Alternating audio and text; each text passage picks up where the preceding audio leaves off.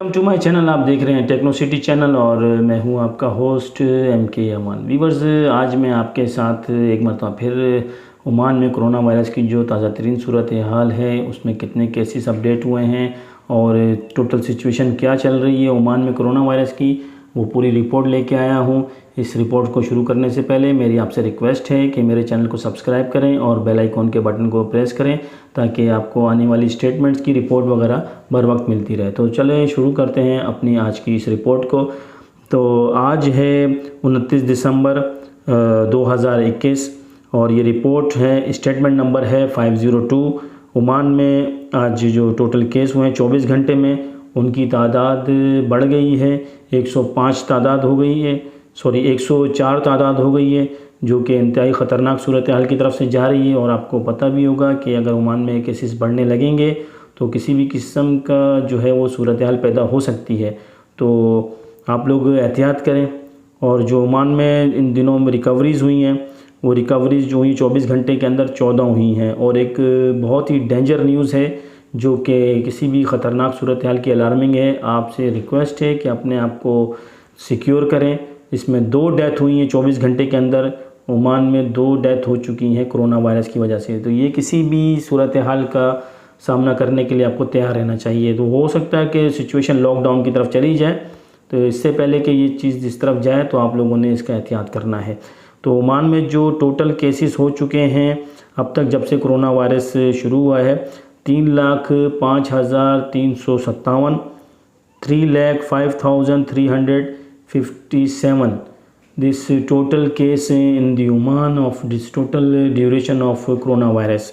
और total recoveries जो हैं वो ओमान के अंदर इंशाअल्लाह अल्हम्दुलिल्लाह 3,03,55 टोटल रिकवरीज जो हो चुकी हैं वो 3,03,55 हैं। और टोटल डेथ जो इस वक्त हो चुकी है आज की डेथ को मिला के वो हैं 4,116 डेथ हो चुकी हैं। 4,116 total death in the Oman of this corona virus situation pandemic. and recovery of rate of this recovery is in total 98.4%। Total recovery का जो परसेंटेज है वो 98.4 है। ये सेम सिचुएशन सेम जो रेट चलता जा रहा है काफ़ी दिनों से, यही रेट है इसकी सिचुएशन का। और जो नंबर ऑफ़ एडमिशन है लास्ट 24 आवर्स में जो हॉस्पिटलाइज हुए हैं उनकी तादाद 4 है जो कि बढ़ चुकी है।